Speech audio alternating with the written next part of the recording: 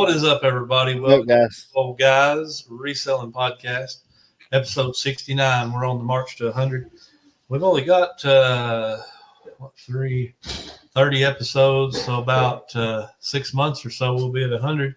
Yeah, pretty awesome. And right off the bat, I want to thank Rev Resell last week for being with us. That's an awesome episode, and I guess people like him because he brought us like 5-6 subs, something like that, in the last week. So we really appreciate him, and he was just an overall awesome guy. Absolutely fun to talk to. But yeah, episode 69, it's pretty wild. What's going on with you, man? Doing great. We are racing around. Got a lot of things going on this month. We were talking about it yesterday. It's people probably think I say something about being busy every time I'm on here, but we have a lot of responsibilities around here and involved in a lot of things. And so good times. We got family coming up in a couple of weeks. We got friends coming in this week. We have camp meeting next week. I don't know.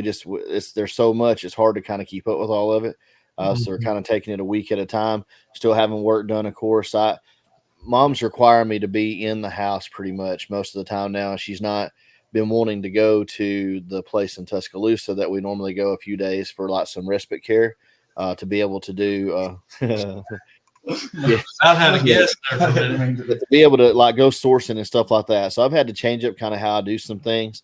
I've been using Facebook Marketplace a lot to do my sourcing and looking for more bulk buy type stuff. That's why I bought that record collection, because I know if I don't get to go sourcing very much, I've got a large bulk of inventory to work through and list. But anyway, so I haven't been able to work on the house myself. I've had the sheetrock and I just very little time to go out there. But I did work on that. Like I worked on that Saturday.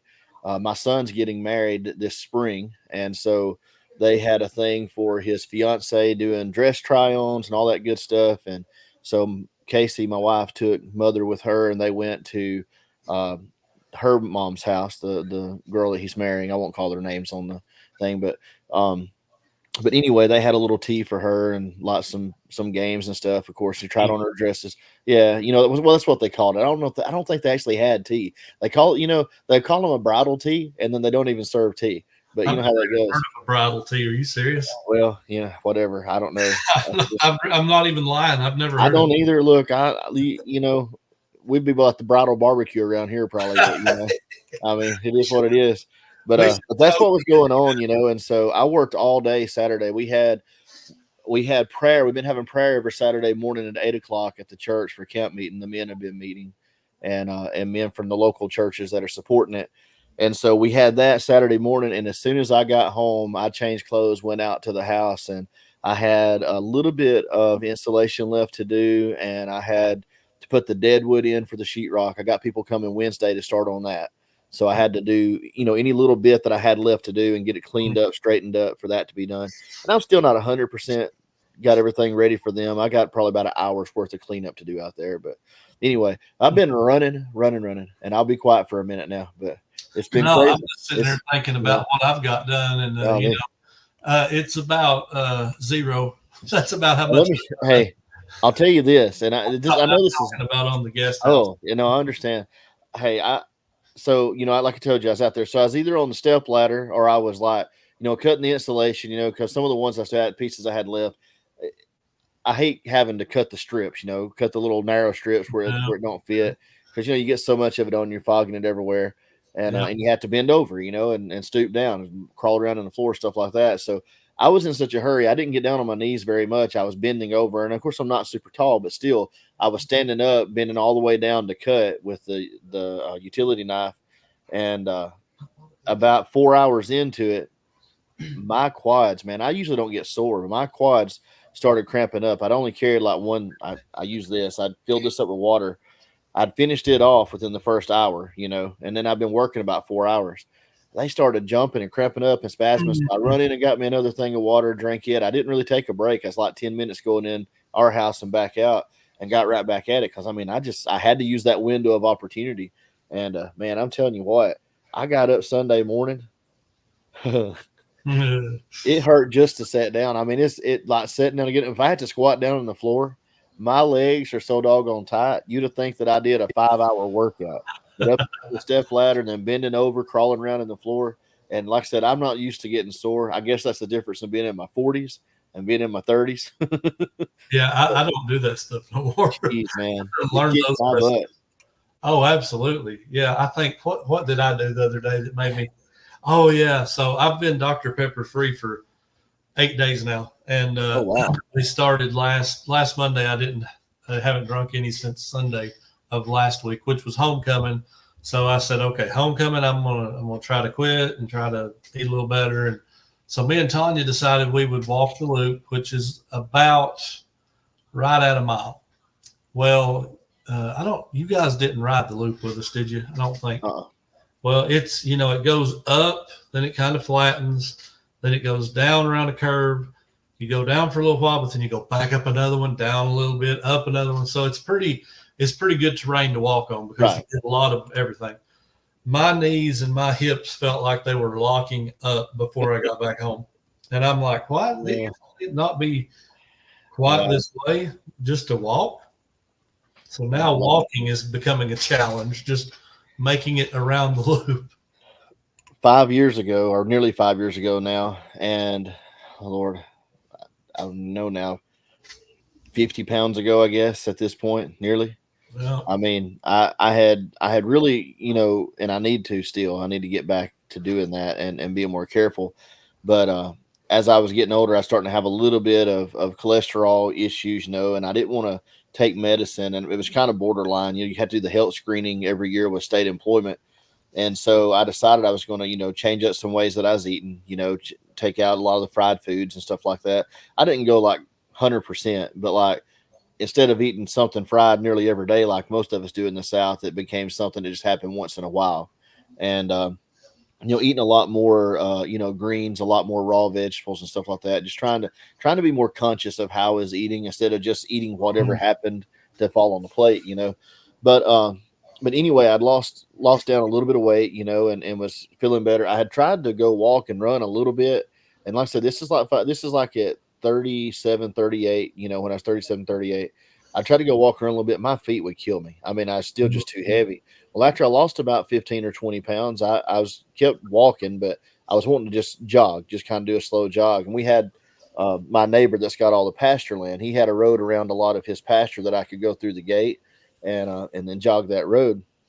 And so I got to where I could, but I'm telling you, the first time I tried it before I got the weight off, I thought I was going to go jogging.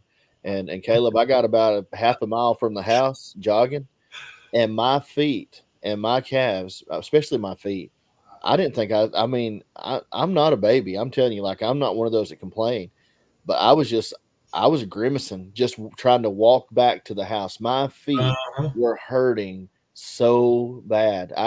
My feet had never hurt like that.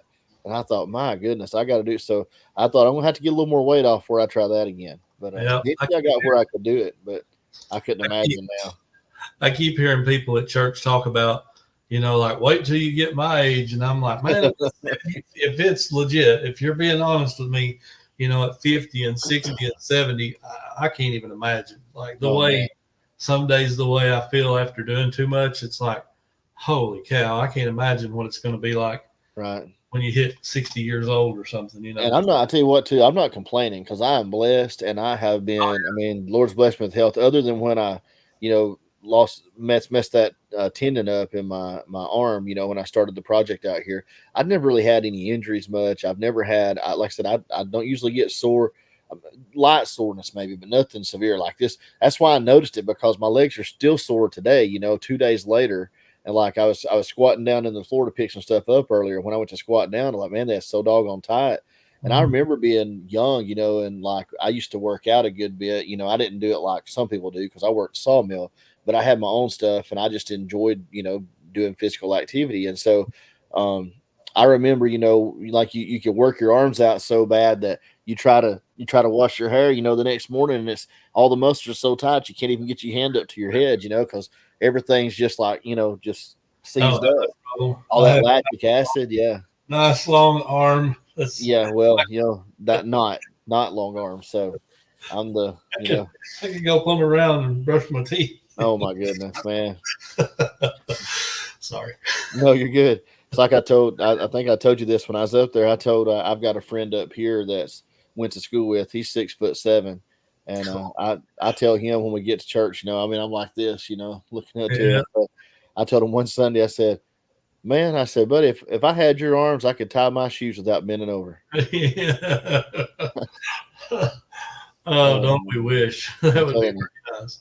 But one advantage of my height, I've rarely ever had to duck under anything. Yeah. They say, "Watch that limb." I'm like, "What limb? I don't even see it. It's not even in my line of sight." You're like, it's raining. Give it about a half hour. I'll feel it later. Oh my goodness. I don't know about that. I'm big enough around. I catch a lot of rain. I get wet fast. Yeah, that's true. So around here, yeah. So around here, we've had a pretty good weekend. We, I obviously, showing you some of this stuff to start with, and one of my favorites, because, I guess as a reselling podcast, we talk reselling a little bit. Oh, yeah. Check it out. For all of you watching on Spotify or Apple or Amazon or wherever you listen, come over to YouTube and check out this cool Indianapolis NCAA Final Four 1997 ball cap that is still brand new, got the cardboard on the inside. And I comped that, gave $3 for it, comped it $50 used. So it's going to be really good. Got another one, Indianapolis 500 hat from 92. Haven't even looked that one up yet. There is a method to my madness here of everything I'm showing. A couple of really cool 1980s Disney ornaments. That's a 1980 Goofy, Mickey, and Donald, or not Donald Duck. Yeah, Donald Duck. And then Donald and Mickey fixing the tree from 83. Yeah. That's the best year ever right there, 1983. Shout out to all my 83 babies out there. That's when I was born. My favorite find of the weekend, and me and Josh was trying to find comps for this before the show. Yeah, is this Star Wars Return of the Jedi. So awesome. 1997 dual cassette pack, still sealed, still brand new. And really, we was talking about like gradability, probably gradable. It's only got a couple of little, and probably can't see that plastic right there, maybe a little bit where it's popped just a little. And then there was a spot, I can't even find it now, that corner right there, the plastic popped just a little, but in really good shape. And it's hard to tell, because what we was doing, trying to look and trying to find some pricing comps, and there's just not much. Like right. Even 3 years back on Terrapeak. And then Tanya found this, and you said something, a name I can't remember. Murano. And yep. That is a super cool piece. Just in a quick comp, just trying to get some ideas, she found a couple of really similar pieces to that. Mm-hmm. Some in the $400 to $500 range and a couple in the $1,500 range. So we're going to see. Yeah, that's going to have to be a little bit better research before I can say what that's worth. But that was a small sampling. I've got a table full over here.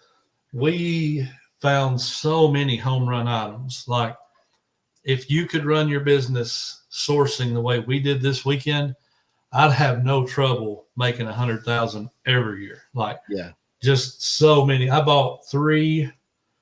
Let's see, there's 2 there. No, there's 4. 4 electronics, 2 DVD VCR combos. One is a Sony head, like that you can plug anything in. And another one's a Panasonic DVD Blu-ray player, but it's in the box still. Okay. So, just stuff like that and some Christmas stuff. And she bought some, I've already forgot what it's called, uranium glass. Yeah. Just a lot of good stuff. And for like really good pricing. Like we didn't spend a ton, but got a ton. It's good stuff. Got some silverware too. Oh, got another bag of $7 bag of silverware that'll probably yield $400 or $500 worth of, just. I think I kind of got you hooked on the silverware while you was down. Well, you may be rolling back through around here looking for it before it's all said and done. Yeah, no, I actually listed silverware for the first time this last week, but it was the set. I think I mentioned it maybe on here one time, but I bought a set at one of the local thrift stores, and I paid $25. There were two of the little, the little inserts that go in the drawer that were full of the same pattern, and it was an Oneida, Louisiana, I think is what it was, the Louisiana pattern. It's not their most valuable one, but it is a discontinued one, I believe, if I remember right. But anyway, I sold the long-handled teaspoons, the ones like for iced tea, the iced tea long handle ones. I think it was $50 I got for the teaspoons that were in it. It's like 8 of them. So, I mean, I've made money off of it already, and I've got lots of listings. I did a lot of the sets of 4, because I had 8 to 12 pieces of everything, Oh, and that's so easy. Just quantity 2, 3, quantity 2. I mean, watch it down a little bit, take one set of pictures, do the quantity. Yeah, I love it like that.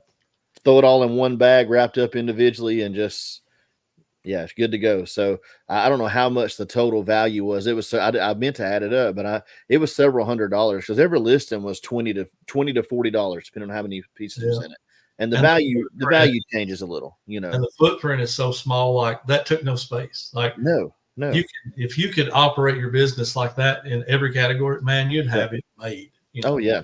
So I just love finding, especially stuff that if it's distinguished enough, like the markings are easy enough to figure out. Like when you go to replacements, if you have a pretty plain spoon, fork, whatever, pretty straight lines, and it might take you a little while to figure out exactly what you got.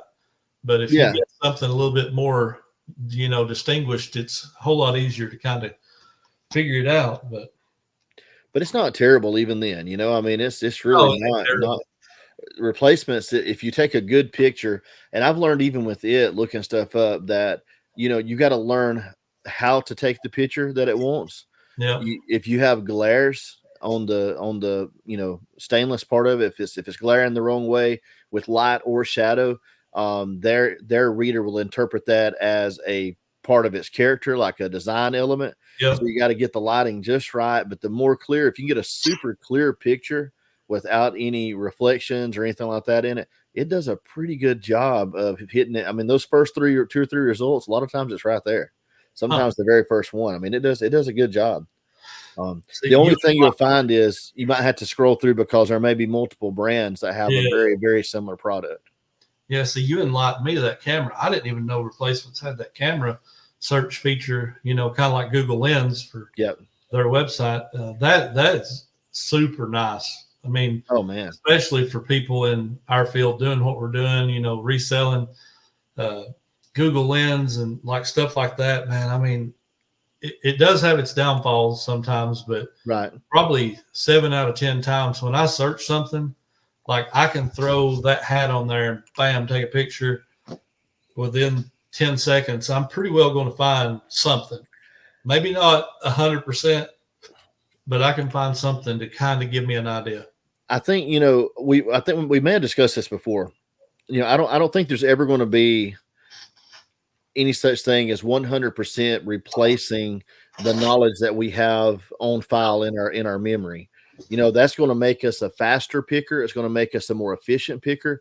But I will say this, because of Google Lens and being able to comp and look things up on eBay so easily, you can do the picture feature on eBay. Some people don't even use Lens anymore. They use just the photo option on eBay to do a quick check to see what something is, what it's worth. And people that don't do reselling very serious are people maybe that don't even do it a whole lot at all, but are just out there looking for, valuable items, collectible items that are just that's just interesting to them. People's been going to flea markets, buying from flea markets, collectibles and interesting items long before there were so many resellers online. So, I mean, I know that group's still out there, but saying that, I do think it makes it more challenging for us if you are like when you go out, like you said, on a Saturday doing yard sales. The later it gets in the day, the less likely it's going to be that you find something that's been overlooked most of the time because it's just too easy. It's just too easy to check everything out that might be valuable. It just doesn't take long. That photo feature. I mean, because most of the time when you Google Lens, it's going to bring up the top hits are going to be listings on eBay. You're going to know immediately if it's something that's worth even looking any deeper into. And I think that's leveled the playing field to a degree. It helps us. I mean, because I'm a novice in many areas. And it makes me an expert in a lot of areas that I have absolutely zero knowledge in. But I do know this, that I think that's why too, sometimes, as we've gone on, you hear a lot of people, even though we're everything sellers, they really are pushing more and more, I think, the idea of niching down, even if it's not into just a single thing, picking 2 or 3 things, and working within that realm so that you can be an expert. And like when you're out there, I mean, I'm one that I worry about missing something. But if you do that, you can run in, run out, run in, run out, run in, run out. If they don't have what it is that you source, you move on to the next sale. And because you're expert in that area, you don't have to spend time looking up, and you're able to hit more of them faster in that first few hours. And you increase the likelihood of not missing things because you're standing there trying to look stuff up at the first 3 sales. Ain't it amazing how deep reselling really goes? Like, I mean, you hit on so many things right there that we could really we could stay here all day. We won't stay here all day, but we'll say a few more things. But just, you can, the great thing, what you just said, you can niche down to a couple of categories that you love. And I kind of feel like you've got clothing well under control in your area, and you've got music well under control in your area. Like, like you're learning just listening to you talk. You can tell you're picking up all this knowledge about music, and I mean, you blow my mind when you talk about clothing, like all the details about specifics of these pants and this shirt. And I'm like, it's a shirt, it's a pair of pants. I don't know. I mean, you put it on, you zip it up, you button it up, you're good to go. But it's amazing to me that there is so much opportunity when somebody says, and you don't hear a ton of this, but when they say something like, well, I could never sell on eBay. No, you could never not. Like, I know it's terrible English, but if you wanted to and you put any kind of effort into it, you could. It's not rocket science. And absolutely. My wife's aunt used to say, you got to teach me how to do this. And I'm like, the only thing I'd have to even really teach you is the listing tool. Like, if you've never done it, it can be a little bit overwhelming that first time or two. But once you've figured out the flow of the page, like, you're good to go, and even somebody that's not super computer literate, just give me a week and like, you'll be selling stuff on eBay. Yeah. It's not even that hard. But I love the fact that, I'm an everything seller. Obviously, I just showed everybody a little bit of the stuff we sold, but like, I have enough knowledge to know, hey, a sealed cassette of Star Wars is definitely worth picking up. Oh, yeah. Yeah. A chance on, but just because of the cultural effect, Star Wars is well known. Right. And sealed old media of something like that, even if it's not, I think we talked about, something like that being worth $20, $30, it's easily going to be worth $20, $30 probably sealed up like that, even on the low side of the spectrum. But when you find it like that, there's a really good chance you may have a pretty decent item too. So here's a good time to take advantage of the ones that watch. So hold that back up close to the camera. Hold it up. So we were discussing, I was telling him, of course, we talked about the fact it could be graded. I don't know that you want to spend the money to do that. I don't know that there's enough gain extra on cassettes right now, unless it's the exact right one. But on something like that, so here's a question. We know that cassettes, when they're sealed, have more value. Anything sealed has more value. I also know that, cassettes are probably lagging behind still vinyl and CDs in terms of relative value in most cases, and also lagging behind 8-tracks in terms of, rarity and item to item sale. Not that there's not valuable ones out there. Don't come at me with, the various ones. I know there's certain ones, but in this case, I told Caleb, I said, it might be better to list this under like memorabilia or something to do where it would hit the Star Wars audience more than the cassette audience. You didn't have to hold it that long, brother. I was going to see if I can make it until you got done talking. I just wanted to ask those of you that are listening and watching. I know some are not going to see it unless you go over to YouTube if you're watching on one of the streaming services like Spotify. But if you are, you could look this up. It's just a sealed double cassette from the 90s, and it's like I said, Return of the Jedi. It's super, super clean, super nice. But where do you think? I mean, I kind of feel like there might be a better market among the Star Wars collectors go that route, like where you'd have general collectibles and memorabilia than just straight up in the cassettes. Now I know there may be a Star Wars person out there that's looking for that cassette, but I think, if you title it right, it would come up either way, even if it's not categorized for that. But I feel like you may miss people that are just looking for Star Wars collectibles if it's a cassette, because I just don't know that it would come up. I don't know how to populate, but I don't know. Who knows? I mean, that is a good What do y'all point. think? And leave a comment. What would you do? I'm really curious about that, because I've had some stuff like that I wasn't sure the best route to take. Some of you may have experience with that. I don't know if you've tried it. I know I've also been, I haven't done this myself. So if anyone that's watching knows, please tell us in the comments. But I'm pretty sure I read or heard someone on a podcast or something that said that we're able sometimes to put them in more than one category on one listing. Is that not correct? Maybe. I can't remember. That could be true. Could be true. If there's a way to do multiple, that's a great candidate for that. If that's the case, in most cases, I don't think it really matters enough to do that. But that particular item, I think that definitely crosses over. Yeah, I agree. And it's to me that is the, I wanted to use a big word, but I forgot what it was. This is what eBay's all about, is what I'm trying to say. Something like that.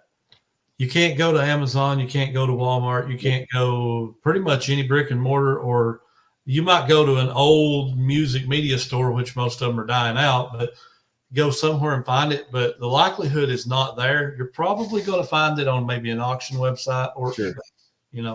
Well, and I mean, I think about like Christmas time coming up, that's sealed. When you got a Star Wars person in your family that's got everything Star Wars, there's nothing they don't have. They probably don't have that. And if they do, they probably don't have a sealed copy. That's probably an upgrade for anybody. I just think that's awesome. It's just awesome find. I love it. I love it. If I had my eBay space done, which is a whole nother story, but if I had my eBay space done, that would definitely be sitting on a shelf or something. Yep. I would probably price it at like $1,000 on purpose just to have it on the show. We talked about this beforehand, right? We're going to try to help you do that video before the 127 next year. Oh no! What are we talking about? Your eBay space when it's finally finished, sometime before the 127 next year. We can hope, right? We can hope. It's all looking good. You were talking about having it done for this one, and now it's, the months are ticking by, brother. Well, the thing is, my electrician, he works full time and he travels with his work, so he still hasn't got back to me yet. And I'm waiting on him. If he can get back to me when the electrical is all tied in, I'm ready to insulate. I can start throwing the insulation up, and I've got an idea. You was talking about, those smaller spaces, where maybe you only got a couple of inches before there's another board, that you have to cut your insulation and stuff it in there. I think I'm going to do a little bit of both. I think I'm going to put the batting insulation everywhere it's easy, and then I'm going to actually spray the small spaces. I think I'm going to do a little bit of both. You going to hire someone to come in and do that, or? No, I think I'll do all that myself, because I might have to get a little bit of help on the ceiling because it is so tall. But the walls, and even in the loft, I can get to it. But out in the middle, 17 foot, man. 17 foot. I mean, I know I'm 6'3", but you can't stack three of me in there. So, I'm not going to be able to get it. And I don't have scaffolding at the ready. And even a ladder, if you put an 8-foot step ladder and you get me 4 foot extended, 5 foot maybe, I still can't reach it. So it's just not. You probably actually with reach, with your arm reach, 8-foot step ladder, you should be fine, because you'll be able to go up 6 feet on the ladder without being in a bad place on the ladder. And then you should have, what's your reach? You should be able to reach at least 10 to 11 feet. The top, right, from between your height and your reach. Oh no, like 8 feet. That's all? Yeah, I mean, I can't dunk a basketball just standing up. Well, when I say 10 to 11, what am I thinking? Yeah, about 8 feet. But about 8. Well, I think I was trying to add together. My arm is like. That was a dumb comment. Let's analyze that for a minute. That's Alabama. That's a dumb comment. Wow. Dumb comment of the week. Very dumb. But yeah, no, but about 8, but seriously, about 8 foot. So you'd be pretty close on an 8-foot step ladder. Yeah, I would be at like 14. So I'm still 3 feet away. See, I go all the way up to the top. I mean, I stand on the don't stand on this part, you know. Well, when you're on an 8-foot step ladder on the top, you're still just at like 12 That's foot. why I stand on the top, Caleb, because I've been at such a disadvantage my whole life. I mean, my foot. I'm at 12 foot on the second rung. I can't go that high. Okay. Oh man, I can't do it. But seriously, I mean, I know that feeling because I've had to do that to be able to reach stuff. Oh, no doubt. I'll probably, either way, whatever I do, I mean, I'm probably going to have to get scaffolding to be able to reach the very top. And I say I don't have it at the ready, but my wife's uncle has some I could use. Actually, I'm the last person that used it, and it's at the same spot it was last time when we did the other shed. It's not been used since then. So it's 2 levels. So it's like 8 foot, but you're standing on top of 8 foot. So then that puts you another 6 foot. So now you're at 14 foot plus your reach. I might just barely, I might not be able to get to the very peak, but close enough that, I could maybe staple it up and come back with an extension ladder and staple up that last foot all the way down through there or something. I don't know. We just have to see. I mean, if you put enough boards up on top of the scaffolding, you can set a small step ladder on that. Ain't no way. Like a little 2 foot, like the little step stool. You wouldn't put 1 foot on it just to get that little reach to staple? That's what I'm talking about. Yeah, I'm top heavy and wobbly, okay? I do good enough on flat ground. I've been in some situations like that. And then for that matter, I'm saying seriously though, all kidding aside, if you're within a foot or less of being able to reach it, you could just stack a couple of extra boards and leave it flat. You get 3 pieces of 2x. And stack up and put your foot just up on that where you still got a wide, spot to stand on. I could probably do like a 2-step ladder or something. Yeah, but I wouldn't like it. I'll tell you this story. We'll move on. We was in years ago, probably 17, 18, 19 years ago at church. Me and the former pastor at the time, we were going up into the attic of our fellowship hall. And the fellowship hall is about 20 to 22 feet high, something like that. So our intentions are to put a second story one day, but right now it's all just wide open. So we had to take an extension ladder to the max extension and push the loft door out of the way with it, where we could get it open and lean it. And it was touching the wall on the other side. So it was like pretty steep, but there wasn't nowhere it could go. So we wasn't going to fall. Yeah. But halfway up that ladder, there's no extra support. The ladder is literally like, okay, here's the ladder, right? Yeah. I'm walking up it and it's going boom, boom, boom, boom. I mean, it's just bouncing. Every step you take, it's just bouncing. I was just waiting for it to fold up in the middle. Like 275 pounds, probably back then, 250, whatever I was. That's a big boy to be on one of them ladders all the way out. Yeah. And of course, our pastor back then, he's like, he makes you look tall. Okay. He's like 5 foot nothing and like 140 pounds or something, 125. So he's just like right up that ladder. And I'm like, I'll be there in a couple of minutes, give me time. But we get up there, I'm inside. Okay. They have it sheetrock, not insulated, but I'm standing on these rafters, walking around 22 foot high. I'm scared to death because I've never liked heights. And I'm thinking, I'm going to go right through this sheetrock and I'm going to die. Like 22 foot's plenty to kill a man. Like I'm going to fall through. I'm going to land on one of these tables. I'm going to break my neck, whatever. But anyway, moral of the story, I don't do good with heights. I really didn't do good with that ladder. You should have seen me coming back down too. I'm pretty sure I peed and pooped on myself on the way back down. When when we were doing and I went down the ladder first, so that my pastor was okay. When we were doing mom and dad's house on we had to do we moved a lot of a hillside, did a lot of fill and pack, to get it all set up. And then like digging the footer. I think I told about some of this before, but like I was a teenager and we dug the footer by hand, like pick and shovel. I mean, and we're talking about a big house. It had a double garage on both ends, and end to end from the end of one garage to the end of the other, it was 107 feet long. Oh my! Yeah, and that's a big house, 2 stories. Big house. Full porch, front, upper and lower, levels on both the front and the back. It's like the plantation style house. That's my dad's dream, as far as building. We cut all the lumber for it. We sawed every stick of lumber in it but 152 before, and that was because the framers that came and helped us frame it up, they chopped up some of the long stuff that was supposed to for studs instead of asking when they ran out.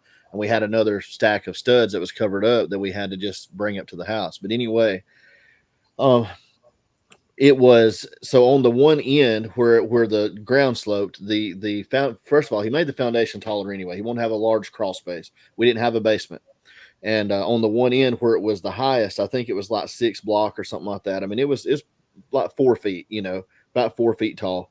So 4 feet, and then each level, the walls, the wall height or whatever inside was over 9 feet. So 9 feet plus the floor joists, which were full size 2x12s.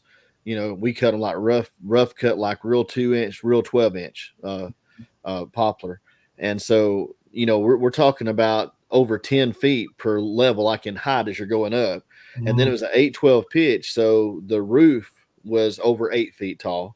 So you're talking about what, 28, like 32 to 34 feet, something like that, to the peak of the gable. Goodness.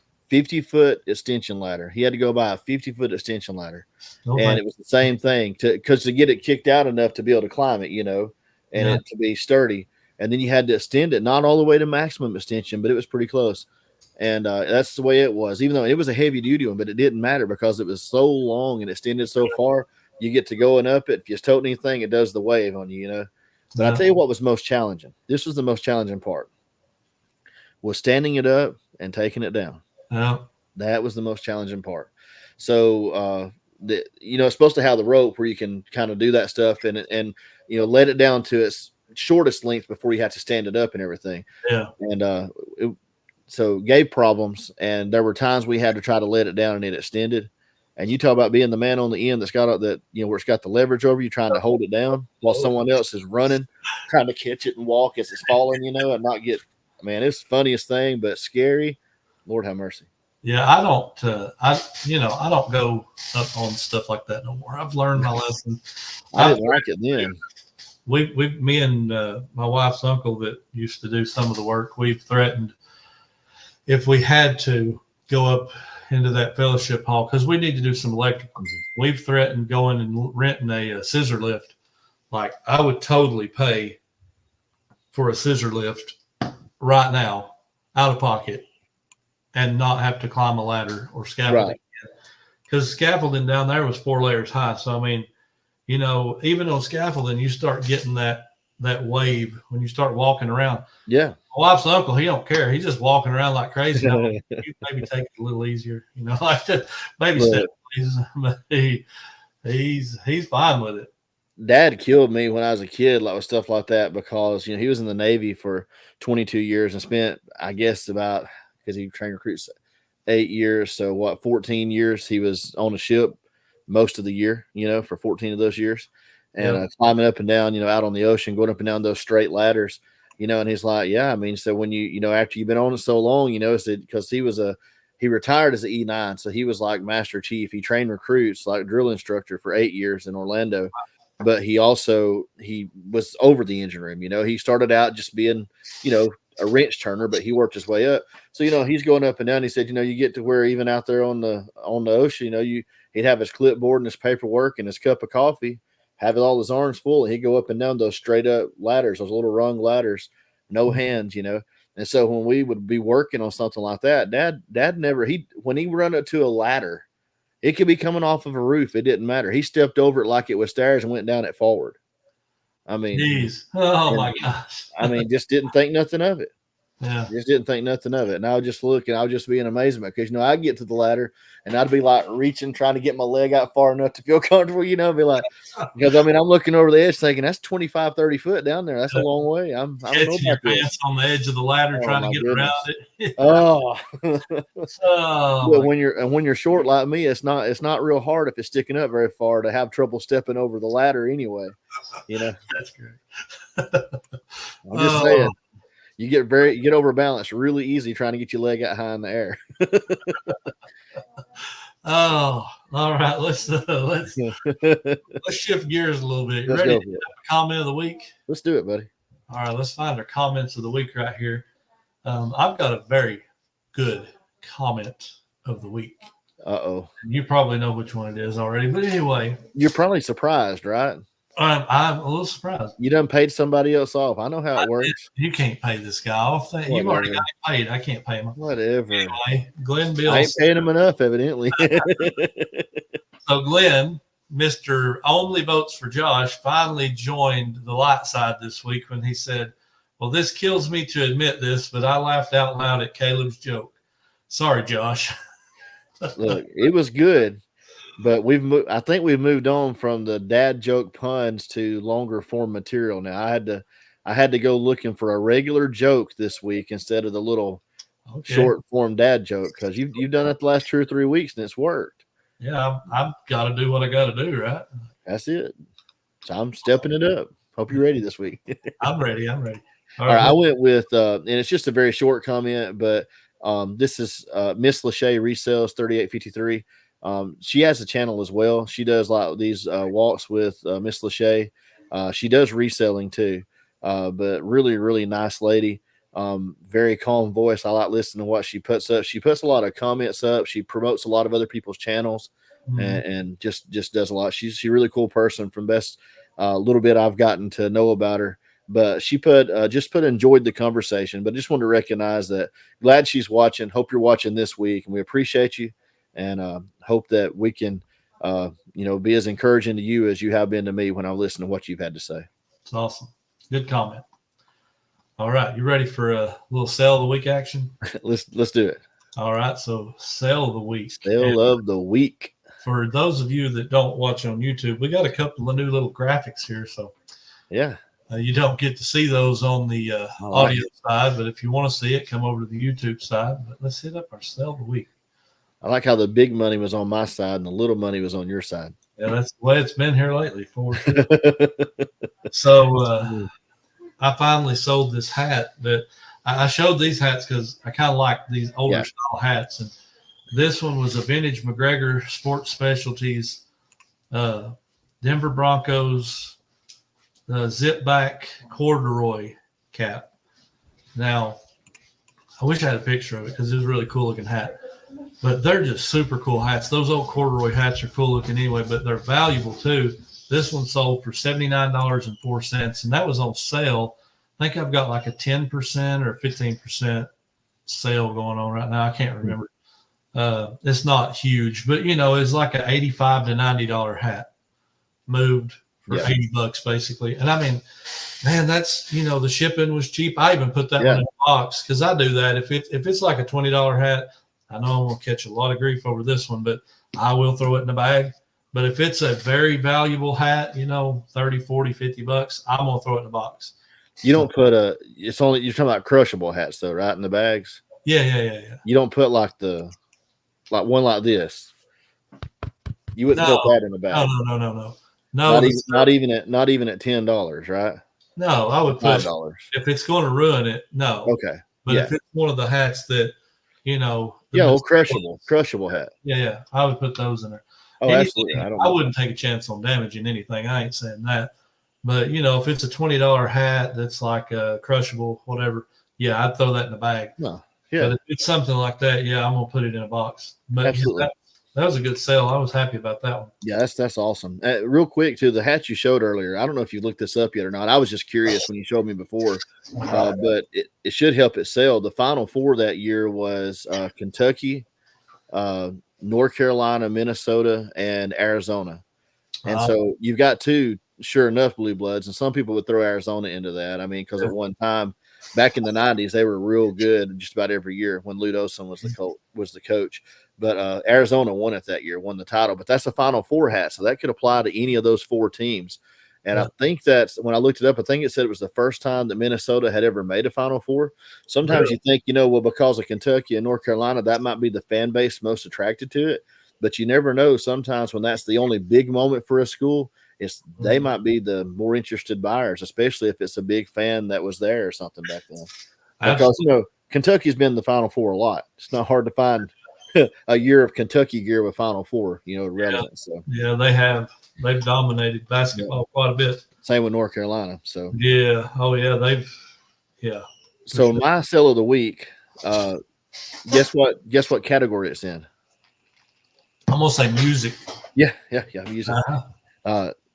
So it's another 8-track, believe it or not. So that same stop I told you last week when I had the Ozzy Osbourne 8-track that sold for so much, it sold for the $200. That I had one other really good one that I had listed up at 125. It was a Billy Idol Rebel Yell. I only bought 3, so I bought the Ozzy one, the Billy Idol, and I bought one of the Police. The Police has sold a good while back. It was less than $20, like $18 it was a good sale, but I only gave $1 for each one of them.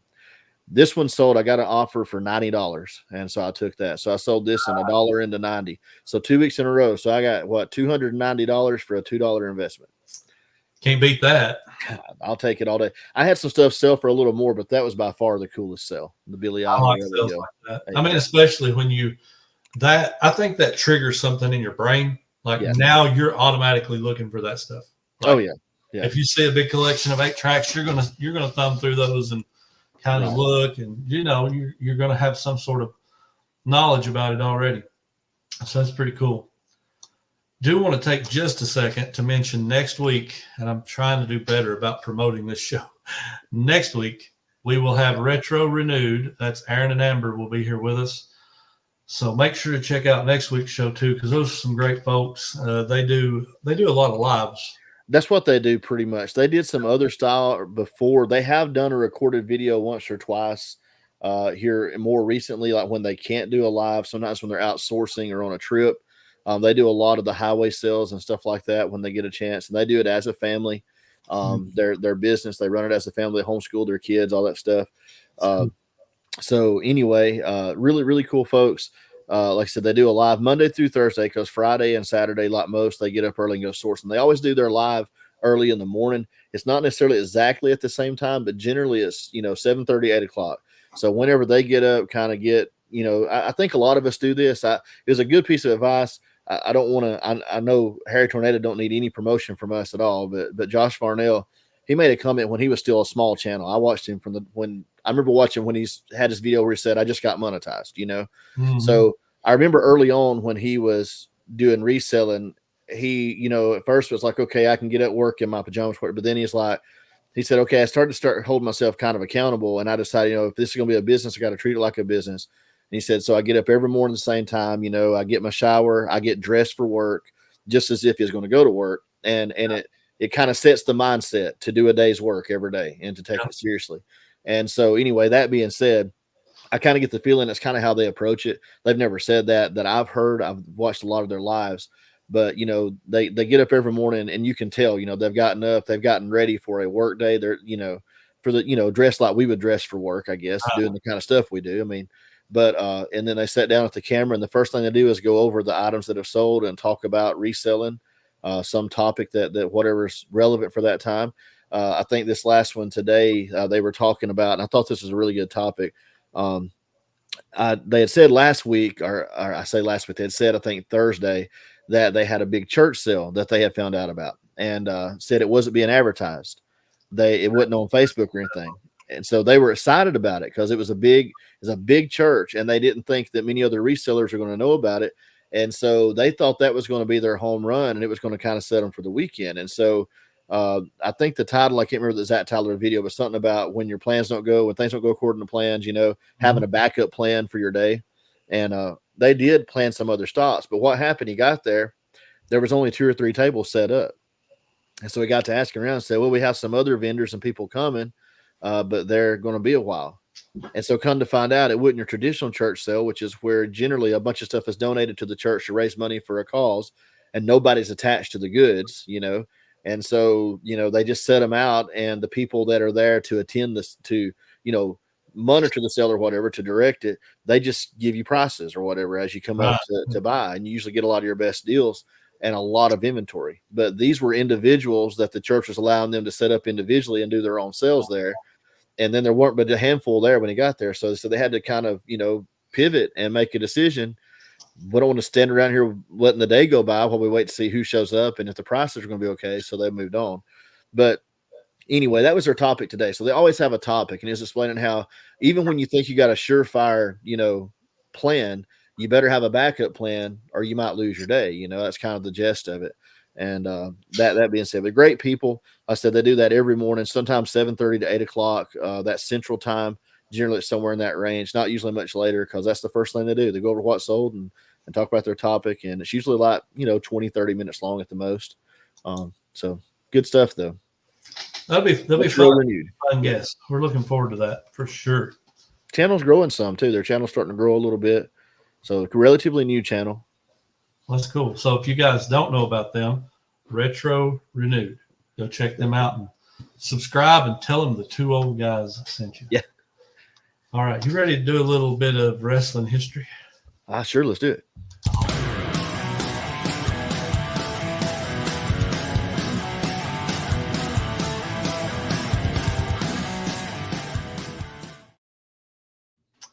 All right, so you go first. I'm hogging everything today. You go ahead and go. No, I feel like I've talked too much today, but I'll go ahead and tell you what I got. So I screenshot it because I usually write my stuff down, but I didn't have time today. But 1998 on Monday Nitro, the one and only televised singles match. Did I get yours? You got close. Oh, the one and only televised singles match between Hollywood Hogan and Bret Hart. And so they fought to a 5-minute no contest. Sting interfered on Hart's behalf due to the beating that he was getting from Hogan. And so Sting took Hart's place in the match and would turn out to be a double cross with various wrestlers taking out Sting before Hart gave him a DDT and locked him in the sharpshooter, so meaning his heel turn in WCW. So this is after Hart moved over to WCW. It was at the time, it's amazing how fast things changed for WCW. But, 97 to 98, you would have thought they were about to dominate. I mean, it was the first time that WWF at the time had really been challenged strongly, by another franchise in ratings. And I mean, they had pulled so much of the core powerhouse long-term star, people to their franchise. You would have thought that they were going to absolutely just, take over. But I mean, it's amazing how quickly that bad planning, bad direction, like bad storylines, bad writing. You can go from having the greatest, the NWO angle, right? You can go from having one of the greatest moves ever in wrestling history that really created that run for them to just a few bad decisions. And I mean, I'm talking about really bad decisions, and it just like sink the company, I mean, it's amazing. But. Absolutely. Okay. So I'll go back 1 year earlier, talking about WCW, and mine was WCW Monday Nitro, also from Salt Lake City. Former American football player Bill Goldberg made his debut. He wrestled Hugh Morris, and he defeated him by pinfall. He walks over to the camera and says, "That's number one," almost prophetically talking about what was to come. He went on to win 173, so they say. Oh, yeah. In a row. But he, they would go into a weekend. He's 72-0. They would come back on Monday and be like, he's 81-0. And it's like, man, I didn't think he's had that many house shows. Like, y'all had 8 house shows this weekend. That's amazing. But anyway, they inflated that number a little bit. But he probably did have like 100 or something, 115 or 20. But yeah, I remember I was watching it pretty faithfully back then. I remember when Goldberg come on the scene and he beat Hugh Morris, and it had this feel like that. That was WCW's lone star-making experience, I guess, if you want to say. They pretty, I don't know, they kind of helped make Sting who he was, I guess. But Goldberg was a nobody, absolutely nobody. Yep. And he became one of their bigger stars, well, probably one of their top 5 stars of all times. And they done right by him, but that kind of booking, like you're not going to lose for 173 matches. That alienates a lot of your roster in the process. So, but they done okay with it. But and there's a lot of, I don't know how to even approach this. there's a lot of different opinions about Goldberg. You know, I mean, his fans are diehard, and his haters are just as diehard. Bret Hart. And, yeah. Bret Hart, #1 hater. Yeah, for real. Mentioning Bret Hart. Bret Hart, there he is on my cup. Not as if anybody in the Hart family ever had an error, on their part either. Yeah. But never mind that. But there's certain moves that just have a tendency when they aren't performed perfectly, they cause problems. I mean, and I'm getting off track because of what you said, but I'm thinking about like with the Undertaker, the Tombstone. I mean, there was a time, it got to a time to where for a long time he was at least in WWE, he was the only wrestler allowed to perform that move because it's so dangerous. But he performed it so flawlessly, he was so good at it, and it was synonymous with who he was. It was something to be hard to take away. But you go back and watch the first about the first year he did that move, he was spiking people. Like, like 90. Go back to 90 and watch Undertaker Tombstone people. But it takes time to perfect that stuff. Absolutely. Form, I'm telling you, but what I was going to say about Goldberg though is you think back, and I don't think, I mean, like I said, I'm sure it upsets people that have been around a long time and waiting their turn and going through all the, hoping to get their shot to be the guy, and then they bring someone in that's not part of the business at all, has absolutely no background. A lot of the people in the wrestling industry, it's multi-generational. Yeah.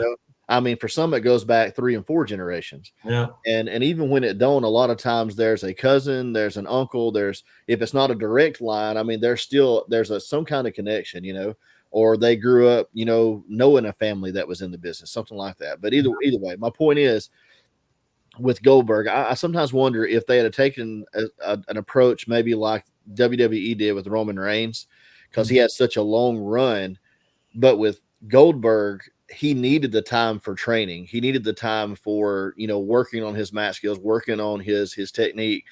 And had they spaced out his stuff, they could have rode the spear and the jackhammer for months without having to add a lot of other stuff to build up the intrigue of his character. Yeah. And instead of being at every house show, right, for months and months and months to build this long, this huge number of undefeated, wins. I mean, they could have spent that time, spending some time at the training facility. Let's work on the technique. Let's make it believable for when you have to do that 20-minute match and look like you know what you're doing, but you've only got 2 moves and you look like a clown in the ring. So that's what happened. That's what happened. And that's where story writing and preparation began to clash for them. Yeah. It was a great angle, but they mishandled it and they didn't manage it well. Had they managed it better, that might have been the nail in the coffin for them with WWE. But because they didn't, when it started, they started to look foolish. I mean, in the end, it looked silly. Yeah. That's what produced 1999 and 2000 WCW, when it was just unwatchable. Yeah. I mean, it was. I don't want to use the word boring because it was worse than that. Like, it was horrible. Yeah. When they ran out of steam, they ran out of steam. Oh, they totally ran out of steam. And sometimes the train fell plumb off the track. Well, yeah, it's like, and it's not just in that, it's in anything. If we're not careful, we can do that in reselling. Sometimes if you're not careful, when you know what works, I mean, you look back at WWE, WWF, I mean, they've had their different phases, but overall, you can see a rough outline of a lot of the same things. The same things work over and over and over. And it's the same old stories over. Yeah. When you start trying to reinvent the wheel suddenly because something didn't turn out the way you thought, and then you're just grasping at straws in the blind, like, oh, nobody's ever done this, let's try this. Well, nobody's probably ever done that because it didn't work, Right. They probably tried it in a small level promotion. That stuff don't work. People don't like it. So you stick to what works. And the same way with us in reselling, you got to stick to what works. I mean, It's okay to try new things, but like, be careful, because sometimes, you throw the baby out with the bathwater because you think the new direction, this new thing that's introduced is going to be the end all be all. And I mean, I wouldn't say, sometimes I feel like I've got my eggs too much in eBay. Like, I need to have my eggs in another basket more than what I do. Mm-hmm. But I also know that, eBay it's the flagship still. So, yes. I mean, it'd be like saying, well, I have too much of my money in the blue chip stocks, I need to go put it in the high risk stuff. Well, that may not be the best thing to do every time. Got to be careful with that. Absolutely. All right, you ready to lose a dad joke battle again? Sure. Let me say one thing real quick. I just wanted to thank Buck Mountain Barn for having me on their live. So thanks to Chris, Brad, and Leroy. I really enjoyed that time with you guys, and look forward to maybe having y'all on with us sometime pretty soon. So hi, Leroy. Again. Yeah. Thanks so much. Yeah. Good to see you. I did pass you a message along, Leroy. I made sure to tell Caleb. So Leroy's the man. He's awesome. He was. He's awesome. They were all really good dudes. I enjoyed that time with him. I familiarized myself with the other two a little bit after, because I don't even know how it happened. I seen the thumbnail, and the thumbnail was their barn, like the backdrop was the barn. But then I seen your logo, and I'm like, hey, Josh is doing somebody's show. So I clicked on it, and I didn't get to finish it all because it's been a crazy week. But I watched a couple minutes there, and I was like, oh man, I still got to go back and watch it. Yeah. But I seen Leroy and I seen the other guys, and I was like, oh, this is cool because I know Leroy. Leroy fell in love with Tanya's banana pudding, or he called it banana cream pie, I think's what he called it. Yeah. But yeah, Leroy was awesome. Funny dude, Yeah, they're great. They're just, even behind the scenes, and we got to talk a little bit before the show and got to talk. We stayed on for a good while after the show. Chris had to leave because he was doing a whatnot. But Brad and Leroy both hung on for a while, and it just, even behind the scenes, really just genuine guys, man. Super nice, super friendly. I mean, I felt like I came away. I felt like I went into it kind of, when you've seen someone show a few times, kind of having an idea, but not really knowing them at all. And I feel like, I went from not knowing them very well to leaving that show at the end of it with 3 new friends, It's awesome. People that I'd love to run into to hang out with for the day, so. Just great dudes. But I wanted to make sure I shouted them out and said thank you. And Happy and Grumpy's coming to see me, by the way. They're going to be here. They're coming in tomorrow evening. So I've already started work on cooking dinner for them for tomorrow. They're going to stay the night, Tuesday night, spend the day with us Wednesday. And I think, Lord willing, if we can get Mama's been giving us some a little bit of, resistance about evenings because sundown or some here lately, but we're hoping we all get to go to church and Mama's doing good. So that's the plan for Wednesday. But I'm looking forward to seeing them. That's Lori and Kyle. If y'all aren't familiar with them, they're some of the best people out there. So they're awesome. Yep. Anyway, so let's do our dad joke. I wasn't trying to. What time's supper? What time's supper? It'll be 6:30 to 7 o'clock after Casey gets home. Yeah. Man, I wish I was closer. I'm just going to do a country spread, I think. I don't know what I started to ask them. I started to say, is there something y'all like or don't like, like do that gauge the favorites and stuff like that. Then I thought, you know what? I've seen Kyle. I've got a pretty good idea that he's like me. He just likes to eat. I've ate dinner with him a few times. We ate together, in Omaha. We ate together several times, 3 or 4 times that week. And I thought, I don't think I have to worry about this. Don't overthink it. Overthink it. I'm going to cook a nice country spread. We'll have beans and cornbread and roast and potatoes and corn and, just whatever. I'm just going to put a big spread together, and I think everybody will be able to find enough to eat. So now I really am jealous. Like I shouldn't have let you talk that much. That's all right. All right. Time for you to lose. By the way, I won. All the votes was mine. So you're the loser this week. That's good. You rub it in while you got a chance. Here we go.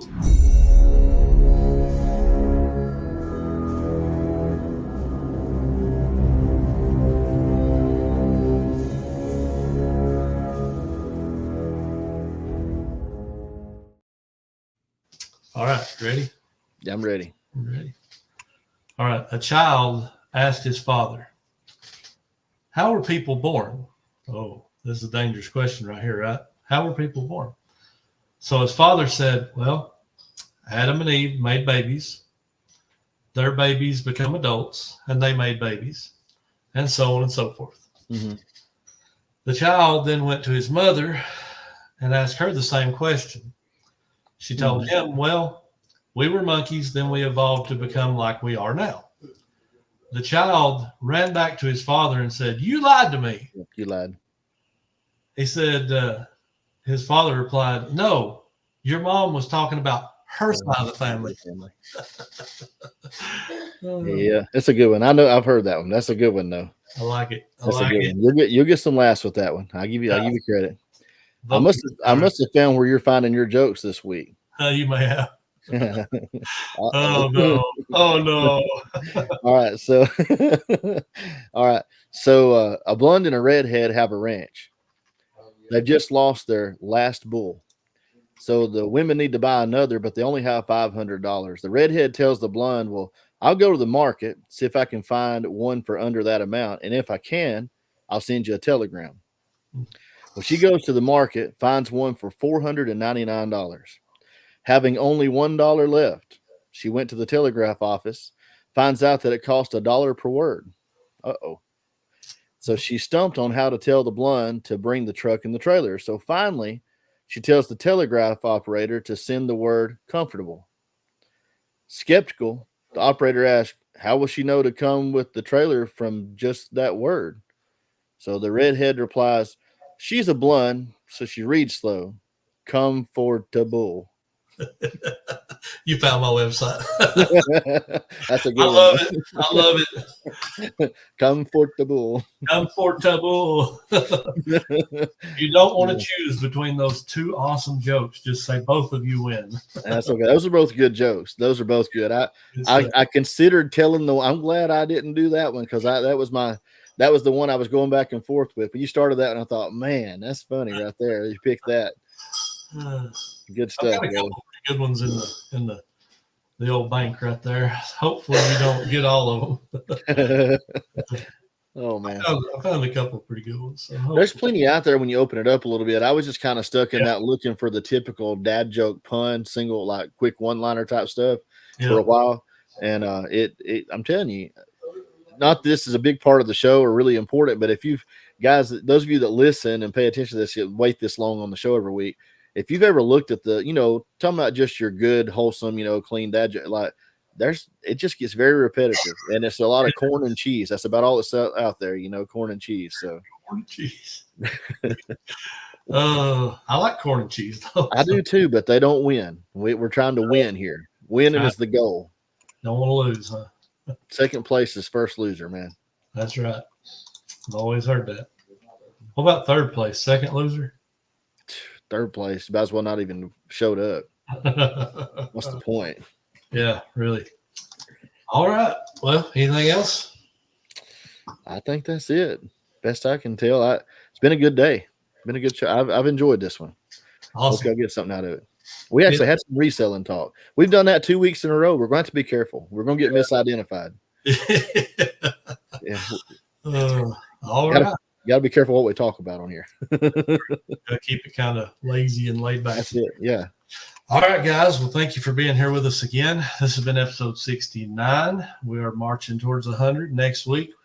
Retro Renewed be here, so make sure to check that one out. Yeah, going to be a good one. Until next time, this has been Two Old Guys. We're going to head out. See you guys. See you guys.